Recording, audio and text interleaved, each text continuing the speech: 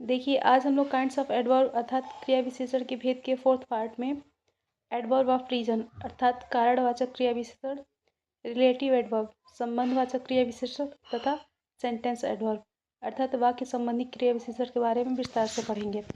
तो सबसे पहले बात करते हैं हम एडवर्ब ऑफ रीजन अर्थात वे क्रिया विशेषण जिसमें किसी कार्य के होने का कारण बताया जाए, ऐसे एडवर्ब को एडवर्ब ऑफ रीजन कहता है। नेक्स्ट है रिलेटिव एडवर्ब। रिलेटिव एडवर्ब में किसी व्यक्ति या वस्तु की विशेषता बताने के लिए दो या दो से अधिक वाक्यों को आपस में जोड़ा जाता है। नेक्स्ट है सेंटेंस एडवर्ब अर्थात वाक्य संबंधी एडवर्ब अर्थात सेंटेंस एडवर्ब में हम किसी वर्ब के मॉडिफाइड रूप को देखते हैं तथा उसके साथ ही साथ उस कार्य का होना निश्चित होता है, इसके लिए प्रयोग करते हैं। जैसे कि कहा जाए कि I am so surely she is intelligent अर्थात मैं निश्चित रूप से कह सकती हूँ या स्पष्ट रूप से कह सकती हूँ कि वह बुद्धिमान है। देखिए यहाँ पे श्योरली जो शब्द होगा वो वाक्य संबंधी या सेंटेंस एडवर्ब कहलाएगा। तो देखिए सबसे पहले बात करते हैं हम एडवर्ब ऑफ रीजन अर्थात कारणवाचक क्रिया विशेषण की। तो देखिए एडवर्ब ऑफ रीजन में किसी कार्य के होने का कारण बताया जाता है, या adverb of reason tell the reason of an action अर्थात कारणवाचक क्रिया विशेषण या एडवर्ब ऑफ रीजन में किसी व्यक्ति द्वारा किए गए कार्य के कारण को बताया जाता है कि वह कार्य क्यों किया गया है। एग्जाम्पल के थ्रू समझते हैं हम। सो दस hence there for etc।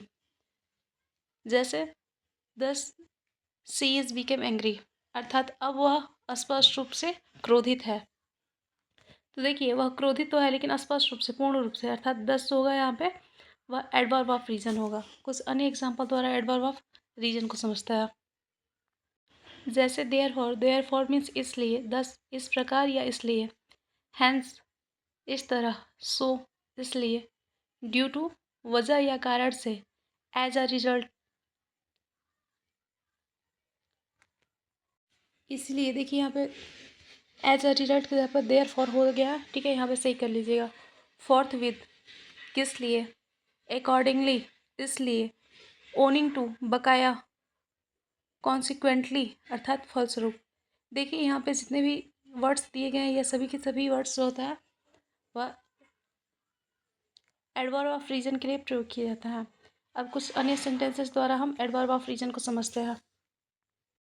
I went to the doctor because I was feeling sick अर्थात मैं डॉक्टर के पास गई थी क्योंकि मैं खुद को बीमार महसूस कर रही थी या मुझे बीमारी महसूस हो रही थी। Please don't look so angry कृपया इस तरीके से क्रोधित होकर ना देखें। तो सो यहाँ पे और यहाँ पे बिकॉज ये दोनों को दोनों एडवर्ब ऑफ रीजन होंगे।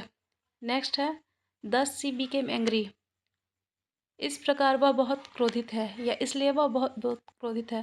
तो यहाँ पे बिकम जो हो जाएगा वह एडवर्ब ऑफ रीजन होगा। नेक्स्ट है ही देयर फॉर लेफ्ट स्कूल इसी कारण से उसने स्कूल छोड़ा था या विद्यालय छोड़ा था। देखिए यहाँ पे देयर फॉर होगा वह एडवर्ब ऑफ रीजन होगा। Hence he is unable to appear at examination इस प्रकार से वह परीक्षा नहीं दे सकता या परीक्षा में नहीं बैठ सकता। तो यहाँ पे हैंस एडवर्ब ऑफ रीजन होगा। नेक्स्ट है she did not go to party because she had to work वह पार्टी इसलिए नहीं गई थी क्योंकि उसे बहुत से कार्य हैं। तो यहाँ पे देखिए बिकॉज जो होगा वह एडवर्ब ऑफ रीजन होगा। नेक्स्ट है they worked home because they did not have a car वह घर पे टहल रहा था या वे लोग घर पे टहल रहे थे क्योंकि उनके पास कार नहीं थी। He apologised because he realised he was wrong उसने क्षमा मांगा क्योंकि वह जानता था कि वह गलत था। Radha left early as she was tired अर्थात राधा बहुत थकी हुई है जिसके कारण वह चली गई। देखिए यहाँ पे एज जो है वह एडवर्ब ऑफ रीजन के रूप में प्रयोग किया गया है। नेक्स्ट है the road was blocked thus we took another route road बंद होने के कारण या सड़क बंद होने के कारण हम लोगों ने दूसरा रूट अर्थात दूसरी सड़क को चुना। तो यहाँ पे दस का प्रयोग करके एडवर्ब ऑफ रीजन को बताया जा रहा है। नेक्स्ट है since it was we went home इसलिए हम लोग घर चले गए थे। तो देखिए सिंस का प्रयोग करके यहाँ पे रीज़न का बताया जा रहा है, अर्थात कारण बताया जा रहा है, अर्थात यहाँ पे सिंस का प्रयोग एडवर्ब ऑफ रीज़न के लिए किया गया है। देखिए जैसा कि हमने कहा कि वे वाक्य जिनमें किसी कार्य के होने का कारण बताया जाए, ऐसे एडवर्ब को एडवर्ब ऑफ रीज़न कहते हैं। जैसा कि एग्जाम्पल के थ्रू हमने देखा। अब बात करते हैं हम नेक्स्ट काइंड अर्थात रिलेटिव एडवर्ब, संबंधवाचक क्रिया विशेषण के बारे में। देखिए अब बात करते हैं हम रिलेटिव एडवर्ब अर्थात संबंधवाचक क्रिया विशेषण के बारे में। तो देखिए रिलेटिव एडवर्ब का प्रयोग दो वाक्यों को एक साथ जोड़ने के लिए किया जाता है तथा उसके साथ ही साथ रिलेटिव एडवर्ब में मॉडिफाइड वर्ब का प्रयोग किया जाता है। Relative adverb modified the verb following them and at the same time join two sentences together, अर्थात रिलेटिव एडवर्ब में मॉडिफाइड रूपांतरित किए हुए वर्ब का प्रयोग किया जाता है जो कि एक समय दो वाक्यों को जोड़ता है जिसका अर्थ एक दूसरे से मिलता जुलता हो या एक दूसरे पे डिपेंडेंट हो। एग्जाम्पल के थ्रू समझते हैं हम। This is the house where he lived, यह वही घर है जहाँ वे लोग रहते थे।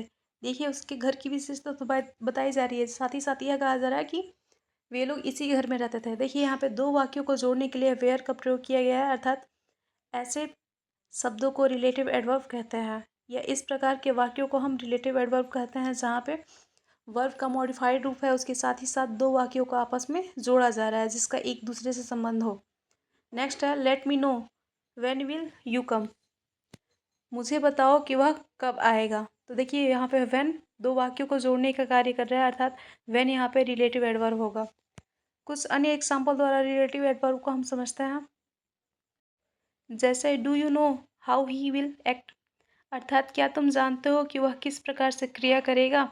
देखिए यहाँ पे हाउ का प्रयोग करके दो वाक्यों को जोड़ा जा रहा है, अर्थात हाउ यहाँ पे रिलेटिव एडवर्ब होगा। नेक्स्ट है the person who won the prize was very excited, यह वही व्यक्ति है जिसने प्राइज या पुरस्कार प्राप्त किया है, वह बहुत ही अधिक प्रसन्न था या उत्सुक था। देखिए यहाँ पे हु का प्रयोग करके दो वाक्यों को आपस में जोड़ा जा रहा है जिनका संबंध एक दूसरे पे डिपेंडेंट है या एक दूसरे से जुड़ा हुआ है। ऐसे शब्दों या ऐसे वाक्यों को हम रिलेटिव एडवर्ब कहते हैं। नेक्स्ट है I don't remember the reason why she left, मुझे यह कारण नहीं पता है कि उसने यह क्यों छोड़ा या उसने क्यों छोड़ा। तो देखिए यहाँ पे वाई का प्रयोग करके दो वाक्यों को जोड़ा जा रहा है, अर्थात वाई यहाँ पे रिलेटिव एडवर्ब होगा। नेक्स्ट है this is the house where we lived, यह वही घर है जहाँ हम लोग रहते थे। तो देखिए यहाँ पे वेयर का प्रयोग करके दो वाक्यों को आपस में जोड़ा जा रहा है। The place when we first met was rainy, यह वही स्थान है जहाँ हम लोग पहली बार बरसात में मिले थे या वर्षा में मिले थे। देखिए यहाँ पे वेन का प्रयोग करके दो वाक्यों को जोड़ा जा रहा था, तो वेन यहाँ पे रिलेटिव एडवर्ब होगा। नेक्स्ट है let me know when you will come, मुझे बताओ कि तुम कब आओगे। तो देखिए मुझे बताओ एक वाक्य हो गया, तुम कब आओगे दूसरा वाक्य हो गया, और इन दोनों को जोड़ने का कार्य वेन कर रहा है, अर्थात वेन यहाँ पे रिलेटिव एडवर्ब होगा। नेक्स्ट है the time when we arrive at the airport early in the morning, अर्थात यह वही समय है जहाँ पे सुबह में हम लोग पहुँचे थे। तो देखिए यहाँ पे वेन का प्रयोग किया गया है दो वाक्यों को जोड़ने के लिए, अर्थात यहाँ पे वेन रिलेटिव एडवर्ब होगा। नेक्स्ट है I don't know how much he has, मुझे नहीं पता कि उसके पास कितना है। यहाँ पे हाउ मच का प्रयोग करके दो वाक्यों को जोड़ा जा रहा है, अर्थात हाउ मच यहाँ पे रिलेटिव एडवर्ब होगा। नेक्स्ट है the person why he refused the other is unknown, उन्हें प्रस्ताव अस्वीकार करने का कारण पता नहीं है, अर्थात वाई यहाँ पे दो वाक्यों को जोड़ रहा है, अर्थात वाई यहाँ पे रिलेटिव एडवर्ब होगा। नेक्स्ट है I don't know the reason why he left the place, मुझे नहीं पता या मुझे उसका कारण नहीं पता कि क्यों उन्होंने यह स्थान छोड़ा। देखिए यहाँ पे वाई का प्रयोग करके दो वाक्यों को जोड़ा जा रहा है, इसके साथ ही साथ यह बताया जा रहा है कि इन दोनों वाक्यों का संबंध एक दूसरे से है। देखिए जैसा कि हमने कहा रिलेटिव एडवर्ब में रिलेटिव एडवर्ब का प्रयोग दो वाक्यों को आपस में जोड़ने के लिए किया था, उसके साथ ही साथ इसमें मॉडिफाइड वर्ब का प्रयोग किया था, जैसा कि आप यहाँ पे देख सकते हैं how who why where when how much आदि शब्दों का प्रयोग रिलेटिव एडवर्ब को बताने के लिए किया जाता है। अब नेक्स्ट बात करते हैं हम सेंटेंस एडवर्ब अर्थात वाक्य संबंधी क्रिया विशेषण के बारे में। तो सबसे पहले बात करते हैं हम सेंटेंस एडवर्ब किसे कहते हैं। तो वह एडवर्ब जिसमें किसी वाक्य को संपूर्ण रूप से मॉडिफाइड किया जाता है, उसके साथ ही साथ उसके विचारों को व्यक्त किया जाता है, ऐसे सेंटेंस को या ऐसे वाक्यों को सेंटेंस एडवर्ब कहते हैं। Sentence adverb modified the whole sentence and normally express the speaker's opinion. She जैसे she could do it surely, वह अवश्य ही यह कर सकती है। देखिए वह कर तो सकती है, इसके साथ ही साथ एक शब्द जोड़ा गया है श्योरली, अर्थात वह उसको पूर्ण कर रहा है कि जो कार्य है वह अवश्य ही वह कर सकती है, अर्थात श्योरली वहाँ पे सेंटेंस एडवर्ब होगा। नेक्स्ट है ऑब्वियसली आई एम बेस्ट, स्पष्ट रूप से मैं अच्छी हूँ, अर्थात ऑब्वियसली मैं अच्छी तो हूँ लेकिन स्पष्ट रूप से, अर्थात ऑब्वियसली यहाँ पे सेंटेंस एडवर्ब होगा। कुछ अन्य एग्जाम्पल द्वारा सेंटेंस एडवर्ब को समझते हैं हम। जैसे श्योरली निश्चित रूप से, पॉसिबली संभवतः, क्लियरली स्पष्ट रूप से, प्रोबेबली संभवतः, डिसाइडली निश्चित रूप से, फॉर्चुनेटली भाग्यवश, एक्चुअली वास्तव में, डेफिनेटली निश्चित रूप से, अनडाउटेबली बिना शंका के, श्योरली निश्चित रूप से, परहैप्स शायद। देखिए यह तो हो गया सेंटेंस एडवर्ब से संबंधित कुछ वर्ड्स। कुछ अन्य सेंटेंसेस द्वारा हम सेंटेंस एडवर्ब को समझते हैं। जैसे ही इज़ ऑब्वियसली इंटेलिजेंट, अर्थात स्पष्ट रूप से वह बुद्धिमान है। सी कुड डू इट श्योरली, वह निश्चित रूप से यह कर सकती है। माही सर्टेनली वर्क्स हार्ड, माही निश्चित रूप से कड़ी मेहनत या कठिन मेहनत करती है। परहैप्स शायद, दे हैव फॉरगेटन अस, शायद वे लोग हमें भूल गए। Decidedly Sachin is the best player, निश्चित रूप से सचिन एक अच्छा खिलाड़ी है। They actually lives with his uncle, अर्थात निश्चित रूप से वे लोग अपने चाचा के साथ रहते हैं। आई एम थिंकिंग क्लियरली, मैं स्पष्ट रूप से सोच रही हूँ या सोच रहा हूँ। What can he possibly do this, क्या यह संभव है कि वह यह कर सकता है। Fortunately we escaped from the accident, भाग्यवश हम लोग उस दुर्घटना से बच गए।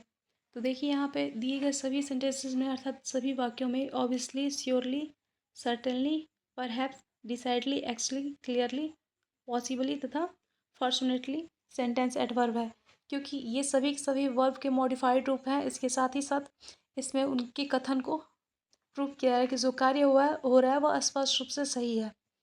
जैसा कि हमने कहा कि सेंटेंस एडवर्ब का प्रयोग मॉडिफाइड वर्ब का प्रयोग होता है, उसके साथ ही साथ इसमें हम जो भी कार्य है, कर्ता द्वारा जो भी कार्य किया गया है वह स्पष्ट होता है, सटीक होता है, वह कार्य उन्होंने स्पष्ट रूप से वे कर सकते हैं या उन्होंने किया है। देखिए इस वीडियो में हमने adverb of reason, relative adverb तथा सेंटेंस एडवर्ब को स्पष्ट रूप से पढ़ा, अर्थात काइंड्स ऑफ एडवर्ब के सभी पार्ट्स को हमने एक एक करके विस्तारित पढ़ लिया। इसके बाद हम नेक्स्ट वीडियो में देखेंगे कंजक्शन।